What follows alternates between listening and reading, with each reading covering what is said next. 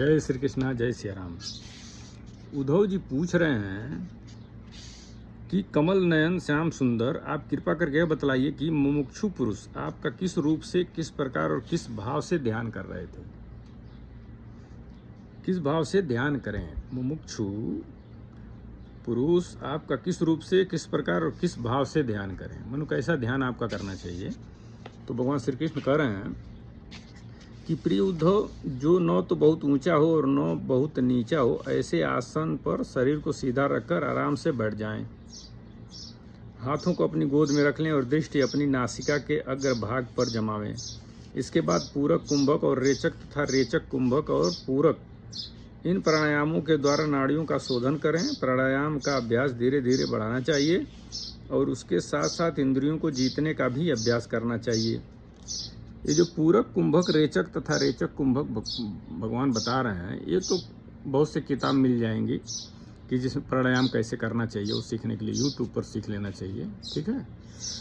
हृदय में कमल नालगत पतले सूत के समान ओंकार का चिंतन करें।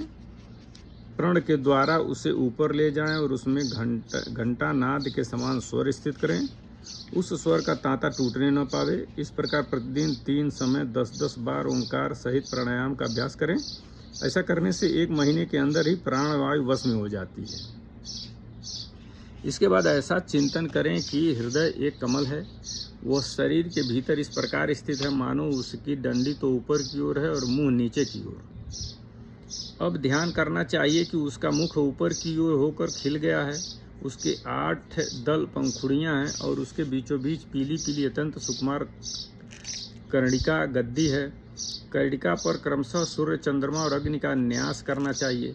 तदंतर अग्नि के अंदर मेरे इस स्वरूप का स्मरण करना चाहिए। मेरा यह स्वरूप ध्यान के लिए बड़ा ही मंगलमय है। मेरे अवयवों की गठन बड़ी ही सुडौल है। रोम रोम से शांति टपकती है। मुख कमल अत्यंत प्रफुल्लित और सुंदर है। घुटनों तक लंबी मनोहर 4 भुजाएं हैं। बड़ी ही सुंदर और मनोहर गर्दन है। मरकत मणि के समान सुस्निग्ध कपोल हैं। मुख पर मंद मंद मुस्कान की अनोखी ही छटा है। दोनों ओर के कान बराबर हैं और उनमें मकराकृत कुंडल झिलमिल झिलमिल कर रहे हैं। वर्षाकालीन मेघ के समान श्यामल शरीर पीताम्बर फहरा रहा है। श्रीवत्स एवं लक्ष्मी जी का चिन्ह वक्ष स्थल पर दाएं बाएं विराजमान है। हाथों में क्रमशः शंख, चक्र, गदा एवं पद्म धारण किए हुए हैं। गले में वनमाला लटक रही है। चरणों में नुपुर शोभा दे रहे हैं।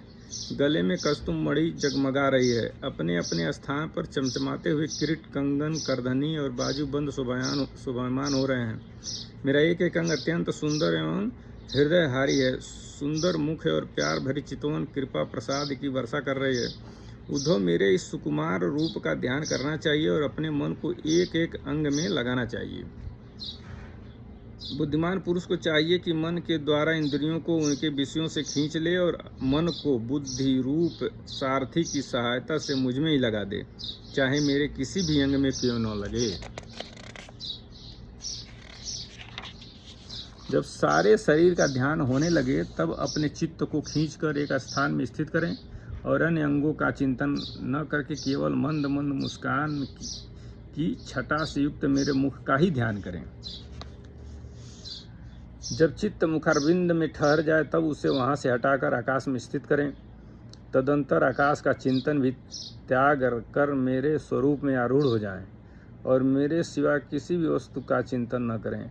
जब इस प्रकार चित्त समाहित हो जाता है तब जैसे एक ज्योत दूसरी ज्योत से मिलकर एक हो जाती है, वैसे ही अपने में मुझे और मुझ सर्वात्मा में अपने को अनुभव करने लगता है। जो योगी इस प्रकार तीव्र ध्यान योग के द्वारा मुझ में ही अपने चित्त का संयम करता है, उसके चित्त से वस्तु की अनेकता, तत्संबंधी ज्ञान और उनकी प्राप्ति के लिए होने वाले कर्मों का भ्रम शीघ्र ही निवृत्त हो जाता है। जय श्री कृष्णा, जय सिया राम। भगवान कृष्ण कह रहे हैं कि जो मेरा रूम है, जो मेरा रूप है, वो बतलाए हैं कैसा कैसा है, चेहरा कैसा है, शरीर की बनावट कैसी है, क्या क्या पहने हैं, शरीर का रंग कैसा है, सब कुछ बताए हैं, चेहरे पे मुस्कान है। तो कह रहे हैं कि जब ये सब ध्यान करना चाहिए, उसके बाद मेरे चेहरे का ध्यान करना चाहिए, मुस्कुराते हुए चेहरे का। उसके बाद आकाश में ध्यान लगाना चाहिए, फिर स्वरूप का, भगवान का क्या स्वरूप है, क्या बना है, इन ध्यान से उस स्वरूप का चिंतन करना चाहिए। और उसके बाद जब स्वरूप का चिंतन हो जाएगा तो अपना स्वरूप और भगवान का स्वरूप एक ही है, तो अपने में ही भगवान का स्वरूप देखना चाहिए। जय श्री कृष्णा, जय श्री राम।